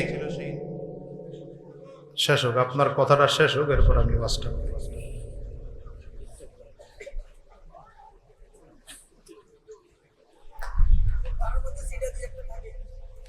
না, এই সিটাও থাকতে পারবে না।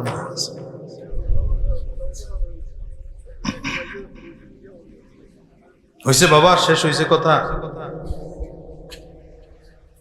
প্রথমবার দেখছি কিছু কই নেই, পরের বার আবার যখন শুরু করছি তখন মেসেজ খারাপ হয়েছে। রাগ করেন না বাজান, মাফ চাই, আপনার সন্তানের মতো।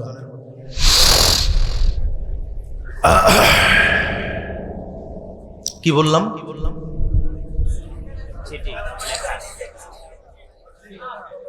লেখা ধরছে চোখের সামনে। জিবরিল ডাক দিয়ে কয়, এই দিনকার যুবক কোন যুবক ছিলাম না, ওই দিনকার যুবক ছিলাম আমি আল্লাহর ফেরেশতা জিবরাইল।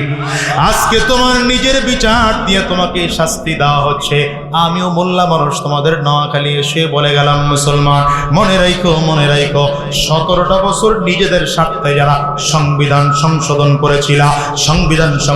করেছিল, আজ কাল হোক তোমার সংশোধিত সংবিধান দিয়া ইন্টারপোলের মাধ্যমে বাংলাদেশে আইনা তোমার সংবিধান দিয়েই তোমাকে ফাঁসির কাস্টে ঝোলানো হবে।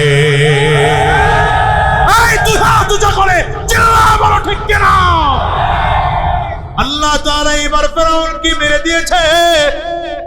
নদীর মধ্যে ফেরাউন পড়ে পড়ে আছে। একদিন 2 দিন নয় 40 দিন হয়ে গেল। মিশরের মানুষগুলো বিশ্বাস করে না, এত বড় খোদা, এত বড় ক্ষমতাওয়ালা ফেরাউন আবার মরে কেন? আমিও তো বিশ্বাস করতে পারি না। দুপুর 2:30 বাজে,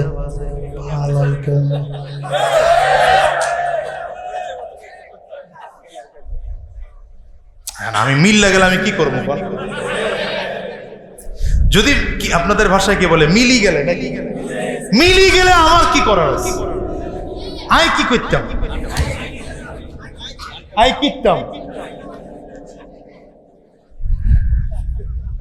কত ফেরাউনের লাশ পানির মধ্যে 40 দিন ছিল।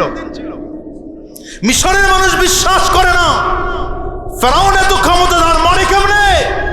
আল্লাহ পানি থেকে লাশটা বের কর, পানি ঢেউয়ের মাধ্যমে লাশ চরের মধ্যে নিয়ে আসছে।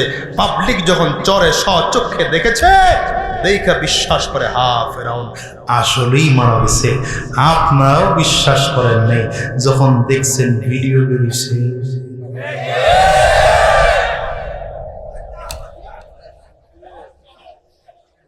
এখন আল্লাহ তাআলা যেটা বলেন এটা হলো বুঝার বিষয়। আল্লাহ তাআলা এখন ফেরাউনকে লক্ষ্য করে বলেন, কি বলেছেন ওটা আল্লাহ কোরআনে নকল করেছেন।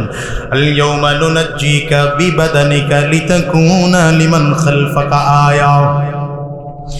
اليوم ننجيك ببدنك لتكون لمن خلفك آية। আল্লাহ বলেন ফেরাউন রে, আমি আল্লাহ তাআলা তোর লাশটাকে মুক্তি দিয়ে দিলাম। তোর লাশ আমি আল্লাহ তাআলা পানি দিয়ে খাওয়াবো না, তোর লাশ আমি আল্লাহ তাআলা মাটি দিয়ে খাওয়াবো না, তোর লাশের মধ্যে পোকামাকড় পড়বে না। কারণ তোর লাশকে মাটি ঘৃণা করে, পানি ঘৃণা করে, পোকামাকড় ঘৃণা করে। আলো বাতাস পর্যন্ত তোর লাশ নষ্ট করবে না। কিয়ামত পর্যন্ত মমি ছাড়া তোর লাশটা জমিনের মধ্যে থাকবে। তোর হাড্ডি আর চামড়াগুলো আর গোশতগুলো হাড্ডির সাথে শুকিয়ে শুকিয়ে মিলে যাবে, কাঠ হয়ে জমিনের মধ্যে পড়ে থাকবে। কিয়ামত পর্যন্ত তোরে দেখে দেখে শিক্ষা নিবে স্বৈরাচারের শেষ এমন হয়। এরপরেও যদি কেউ শিক্ষা গ্রহণ না করে রে যুবক, তার পরিণতি এমন হয় জানো? হুজুররা বহুবার বলেছিলাম মূর্তি বানাইও না, বানাইও না, বানাইও না। আগে আরেকজনের জমি দখল করে অফিস বানাইও না, বানাইছো, মূর্তি বানাইছো। এইবার নিজের চোখে তাকাইয়া তাকাইয়া বিদেশ থেকে দেখো, তোমার বাবার মূর্তি ওই ক্যারেম দিয়া, তোমার টাকার কিনা ক্যারেম দিয়া টেনে টেনে ভাঙ্গা হচ্ছে। আপনি মনে করছেন ফেরাউনের ওই সময়ের আল্লাহর এখনকার আল্লাহ বুঝি ভিন্ন? আল্লাহর বয়স বেড়ে গেছে কেমন? আল্লাহর শক্তি মোটেও কমেছে? ওই আল্লাহ এখন নাই। জোরে বলো, কেমনে বুঝাই আপনি? এজন্য কথা বলে যে এই যুবক, জালিমদের সাথে নয় আলিমদের সাথে থাকো, বেঈমানদের সাথে নয় কোরআনের সাথে থাকো, ইসলামের সাথে থাকো। ঠিক কি না? আওয়াজ করে বলো।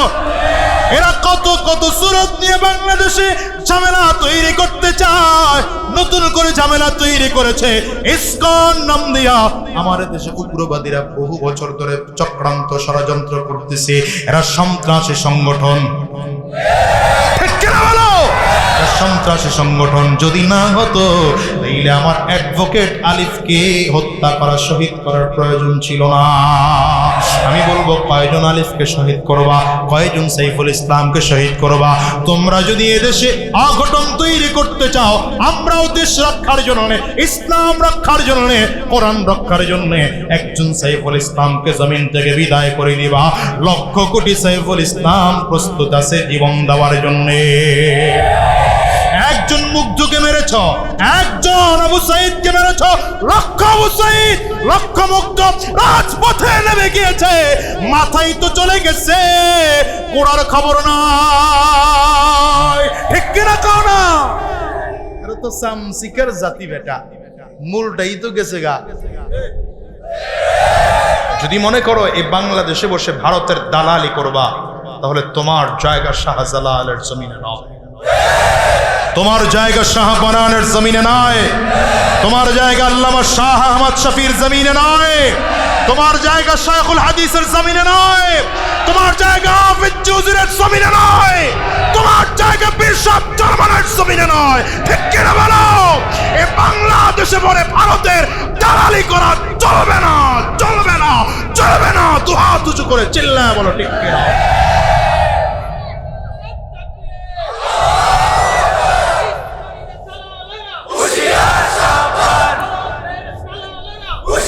আমার ভাইরা, এরা যেহেতু সন্ত্রাসী সংগঠন, আমরা মুসলিম হয়ে বলতে চাই, আমরা মুসলিমরা কারো ঘরে আগুন দেইনি, কারো মন্দিরে গিয়ে আগুন দেইনি। এই 53 বছরের ইতিহাস কেউ দেখাতে পারবেন না কোন মুসলমানের দ্বারা কোন হিন্দু ভাই, বৌদ্ধ, খ্রিস্টান নির্যাতিত হয়েছে। ঠিক কিনা বলেন? সুতরাং এই ইসকন নামের সন্ত্রাসী সংগঠনকে জাতীয়ভাবে বয়কট করতে হবে।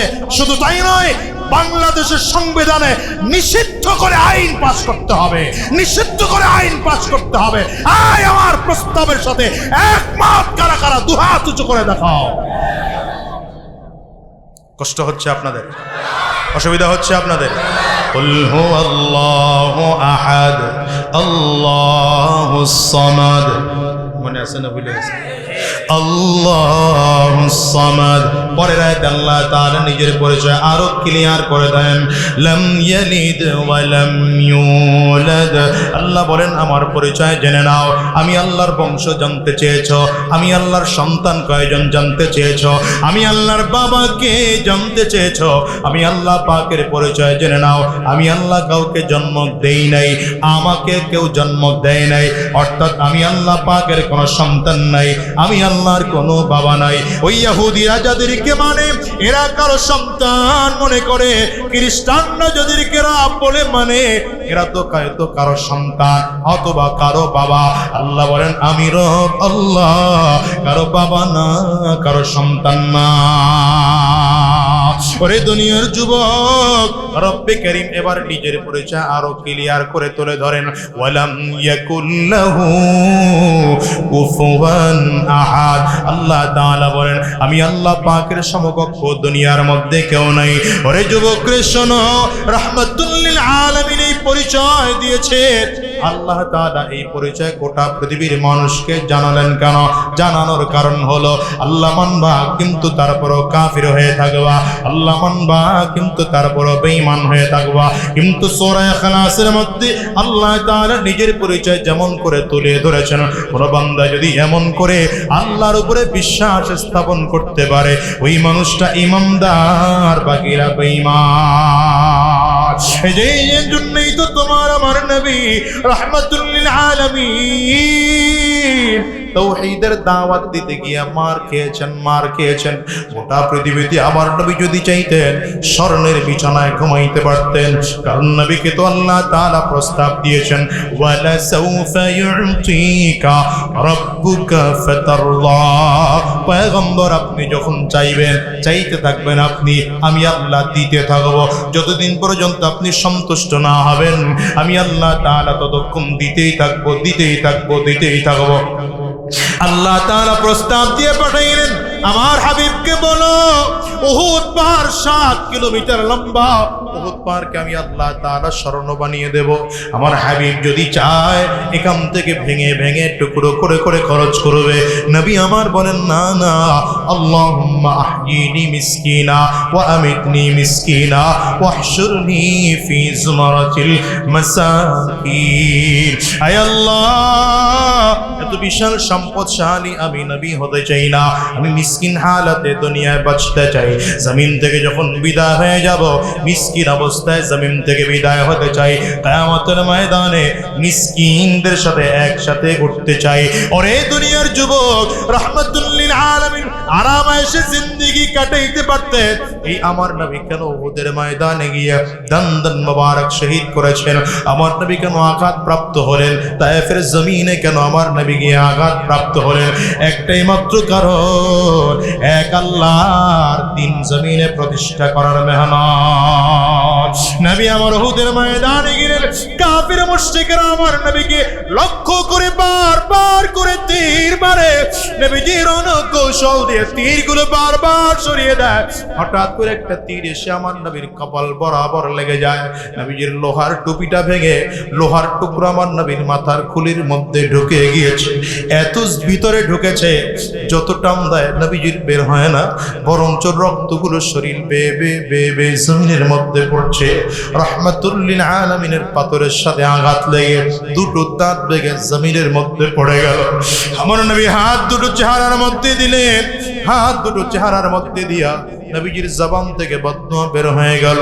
নবীজি বললেন, কাইফা ইউফলিহু কওমুন দাম্মা ওয়াজহা নবিয়্যিল্লাহ।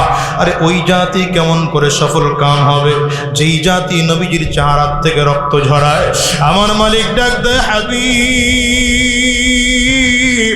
আপনার চেহারা থেকে রক্ত ঝরেছে, আপনার কি বড় কষ্ট। রব্বে করিমকে লক্ষ্য করে আমার নবী বলেন, আল্লাহ, আমার মোটেও কষ্ট লাগে না, বরঞ্চ আপনার দ্বীনের জন্য আমার রক্ত ঝরাইতে বড় ভালো লাগে। ওই যে তায়েফের জমিনে আমি রক্ত ঝরিয়েছি, কোনো কাফিরকে আমি নবী বদদুয়া দেই নাই। তায়েফের জমিনে রাহমাতুল লিল আলামিন যখন গেলেন, তায়েফের কাফির মুশরিকরা শুধুমাত্র আমার নবীর তাওহীদের দাওয়াতের অপরাধের কারণে এমন ভাবে পাথর মেরেছে, ছোট ছোট বাচ্চাদের হাতে রাবারের গুলিগুলো দিয়া, ছোট ছোট পাথরের টুকরাগুলো দিয়ে বলেছে, এটা মুহাম্মদের গায়ে মার।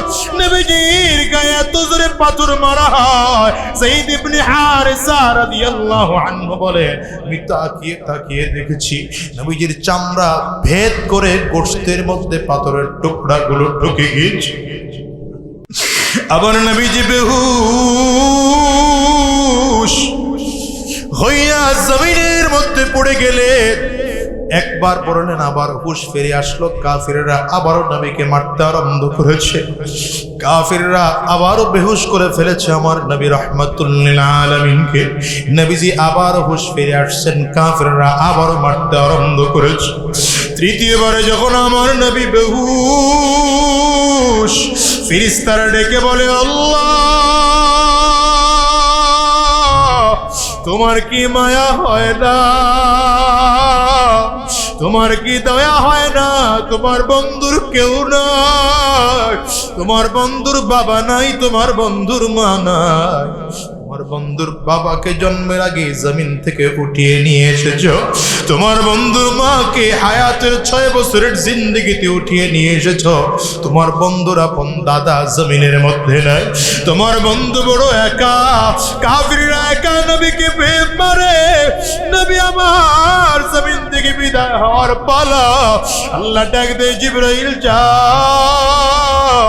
জিবরিল আমিন এসে আমার নবীর কানে মুখ লাগায় দিয়ে বললেন, পয়গম্বর, আপনি যদি বলেন আল্লাহ তাআলা ফেরেশতা পাঠিয়েছেন যাদের দায়িত্বে পাহাড় আছে, আপনি বললে 2 পাহাড়ের দায়িত্বরত ফেরেশতাদেরকে দিয়া চাপ দিয়া তায়েফবাসীকে জমিন থেকে বিদায় করে দেব। নবী আমার কান্না করে আর বলে, না না ও জিবরাইল, ওদেরকে যদি মারো আমি নবী কার কাছে গিয়ে দ্বীনের দাওয়াত দেব, দ্বীনের দাওয়াত দেব, তাওহীদের দাওয়াত দেব? ওরে মুসলমান, বড় আশ্চর্যের ব্যাপার। যায়েদ ইবনে হারিসা রাদিয়াল্লাহু আনহু বলেন, আমার নবীর দিকে খেয়াল করে করে দেখেছি, আমি যখন ওই পাথরের টুকরাগুলো আঙ্গুলের নখ দিয়ে একটা একটা করে বের করে আনি, নবীজির শরীর থেকে রক্তের ফোঁটাগুলো জমিনের মধ্যে পড়ে, কিন্তু আমার মায়ার নবী রক্তের ফোঁটাগুলো জমিনের মধ্যে পড়তে দেন না। আমার নবী নিজের চাদরটা দিয়ে রক্তের ফোঁটাগুলো মুছে মুছে ভাঁজ করে রাখেন, আবার রক্তের ফোঁটা বের হয়, আবার রক্তের ফোঁটা ভাঁজ করে রাখেন। যায়েদ ইবনে হারিসা বলেন, পয়গম্বর, রক্ত কেন জমিনে পড়তে দেন না? নবী আমার বলেন, যায়েদ রে, আমি নবীর রক্ত বড় পবিত্র রক্ত, আমি নবীর রক্ত ওরা না বুঝে তায়েফের জমিনে জড়িয়েছে, আমি নবীর বড় ভয় হয়। হয়। এই রক্ত যদি জমিনের মধ্যে পড়ে আল্লাহ তাআলা হয়তো রাগ করে ফেলবেন, তাইফের জমিনে কোনোদিন ফসল দিবেন না। আমি নবীর জন্য রক্ত জমিনে পড়তে দেই না। ওরে কলিজার টুকরা যুবক,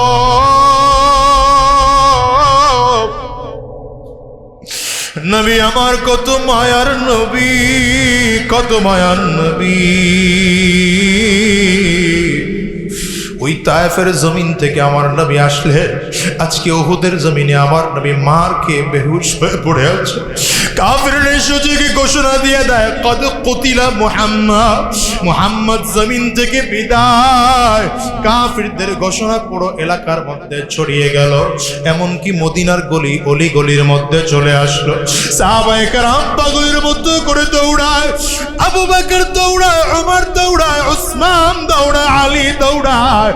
যে আবু বকর সিদ্দিকের এত প্রিয় আমার নবী, যে আবু বকর বলেন পয়গম্বর দুনিয়ার মধ্যে তিনটা জিনিস আমার কাছে সব থেকে প্রিয়, এর মধ্যে এক নম্বর প্রিয় আন-নাজরু ইলা ওয়াজহি রাসূলিল্লাহ, আপনার সুন্দর চেহারাটার দিকে তাকিয়ে থাকা আমার কাছে প্রিয়। ওই আবু বকর সিদ্দিক দৌড়ায় পুরো উহুদের ময়দানে, সাহাবায়ে কেরাম পাগলের মতো হয়ে গেলেন। আমার নবী যদি না থাকেন আমাদের দুনিয়ায় বেঁচে থাকার কোনো সাধ্য নাই, আমাদের কেউ দুনিয়ায় বেঁচে থাকার মতো কোনো আনন্দ নাই, আমরাও দুনিয়ায় বাঁচতে চাই না। ওই দিন রব্বুর রাসূলুল্লাহ হানজালা রাদিয়াল্লাহু আনহুকে যুদ্ধের ময়দানে নিয়ে যান নাই, তিনি স্ত্রীর কাছে হানজালাকে রেখে গিয়েছেন, কারণ কয়েকদিন আগে হানজালা রাদিয়াল্লাহু আনহুকে বিয়ে করিয়েছেন। হযরত হানজালার কানের মধ্যে আওয়াজ চলে গেল, কে যেন রাস্তা দিয়ে বলে যায় নবী আমার নাই, উহুদের ময়দানে আমার নবী শহীদ।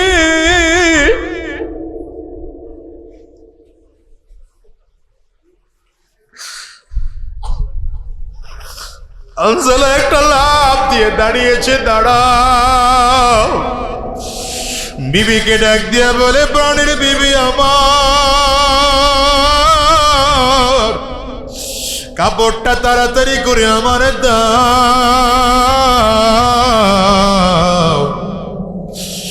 কাপড় এনে সাথে দিলেন। হানজালা রাদিয়াল্লাহু আনহু কাপড়টা করে এক হাতে তরবারি লইয়া আরেক হাতে ধান লইয়া পাগলের মতো দৌড়াইতে আরম্ভ করেছে। স্ত্রী পেছন দিক থেকে টেনে ধরে, কই যাও? হানজালা রাদিয়াল্লাহু আনহু বলেন সময় নাই, শুনেছি রাহমাতুল লিল আলামিন, রহমতের নবী আমার জমিন থেকে বিদায়, আমি দুনিয়ায় থাকতে চাই না। যেই জমিনে আমার নবী নাই সেই জমিনে আমি হানজালারও বেঁচে থাকার মতো কোনো স্বাদ নাই, আমারে ছেড়ে দাও, আমারে ছেড়ে দাও। হানজালা রাদিয়াল্লাহু আনহুর বিবি বলেন তুমি নাপাক অবস্থায় আছো, একটু পানি এনে দেই, গোসল করে তারপরে যাও। হানজালা রাদিয়াল্লাহু আনহু বিবির হাতটা সরায় দিয়ে কয় আমারে ছাড়ো, যেই জমিনে নবী নাই সেই জমিনে গোসল করে সময় নষ্ট করার মতো সময় নাই। আমার নবী যদি না থাকে আমিও জমিনে থাকতে চাই না, জমিনে থাকতে চাই না, আমার ছেড়ে দাও, আমিও যুদ্ধের ময়দানে যাব, রহমাতুল লিল আলামিনের সাথে আমিও শহীদ হইয়া আল্লাহর জান্নাতে চলে যাব। ও মুসলমান, লম্বা কথা, নবীজি রহমাতুল লিল আলামিন যুদ্ধ শেষ হয়ে গেল। আমার নবী সাহাবায়ে কেরামদেরকে বললেন শুহাদায়ে উহুদের লাশগুলো একত্রিত করো। সব উহুদের যেই 70 জন সাহাবী শহীদ হয়েছেন এদের মধ্যে 69টা লাশ একত্রিত করা হলো। আমার নবী ডেকে বললেন আরো একজন সাহাবী আছে, আমি নবী গতকাল স্বপ্ন দেখেছি 70টা উট কুরবানি করতেছি, এর দ্বারা মনে হয় আজকে 70 জন সাহাবী শহীদ হয়ে যাবে। আমার আরো একজন সাহাবী শহীদ আছে, খুঁজে বের করো আমার সাহাবীটা কোথায়। সাহাবায়ে কেরাম যখন খুঁজতেছেন কোথাও পায় না, হঠাৎ করেই দেখে ময়দানের একটা কিনারায় একজন মহিলা চেহারা ঢেকে নবীজির দরবারে এসে হাজির। চেহারার মধ্যে লাল কাপড় উড়াইয়া ডেকে বলে নবী আমার, আপনি তো সব সাহাবীকে গোসল ছাড়া দাফন দিবেন, আমার স্বামীকে আপনি গোসল ছাড়া দাফন দিবেন না। নবী আমার বললেন, কে মা তুমি? তোমাকে চিনলাম না, পরিচয় দাও। মহিলা ডেকে বলেন, নবী আমার, আপনি আমারে চিনবেন না? ওই যে গতকালকে আপনি আমাকে বিয়ে করিয়ে দিয়েছিলেন, আমি আপনার সাহাবী হানজালার বিবি। আমার হানজালা আপনার মুহাব্বতে বাড়ি ছেড়ে উহুদের ময়দানে যে হাজির। নবী আমার বললেন, হানজালার লাশ কোথায় খুঁজে বের করো। জিবরিল আমিন এসে বললেন, পয়গম্বর হানজালাকে খুঁজতে হবে না, আসমানের দিকে তাকিয়ে দেখেন আল্লাহ তাআলা জান্নাতি পানি দিয়া জান্নাতের ফেরেশতাদের মাধ্যমে গোসল করাইয়া জমিনের মধ্যে পাঠিয়ে দিয়েছে। ওরে কলেজের টুকরো যুবক, মরণ তো তোমাকেও লাগবে, মরণ তো আমাকেও লাগবে। কখন মরবো জানি না, কখন হায়াত শেষ হয়ে যাবে জানি না। আজকের এই মাহফিলটাও তোমার আমার জীবনের শেষ মাহফিল হতে পারে।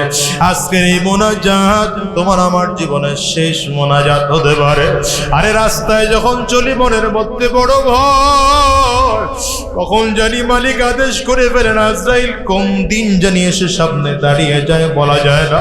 কত মানুষ অ্যাক্সিডেন্ট করে মারা যায়, কত মানুষ ট্রাকের নিচে চাপা পড়ে মারা যায়, কত মানুষ লঞ্চের মধ্যে ডুবে মারা যায়। তোমার আমার মরণটা কেমন যেন হয় জানি না, তবে কপালওয়ালা কত মানুষের মরণ কাবার চত্বরে হয়। ওই আফগানিস্তানের চত্বরের মধ্যে কত মানুষের মরণ হয়েছে, মুসলমানদের পক্ষে কত মানুষ শহীদ হয়েছে। আরে মুসলমান, হিসাব করে দেখো ফিলিস্তিনে কত মুসলমান ইসলামের জন্য জীবন দিয়েছে।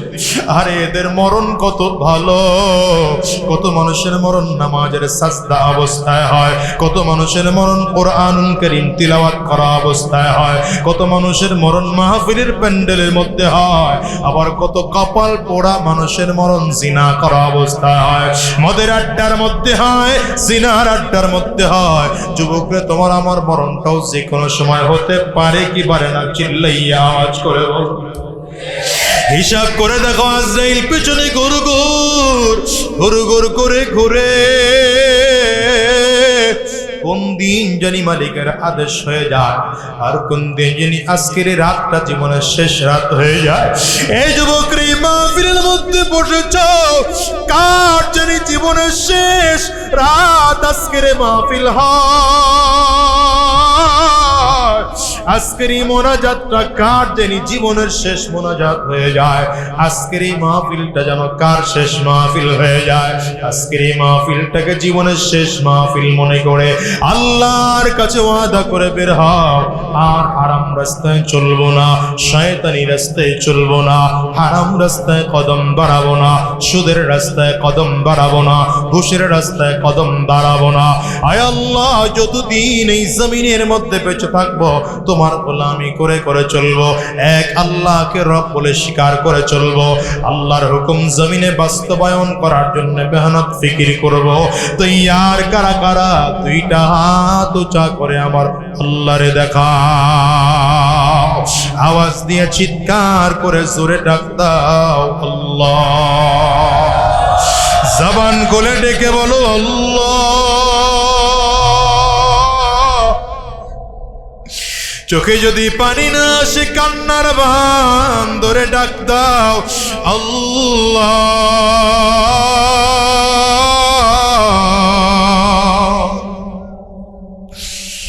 দয়ার মালিক,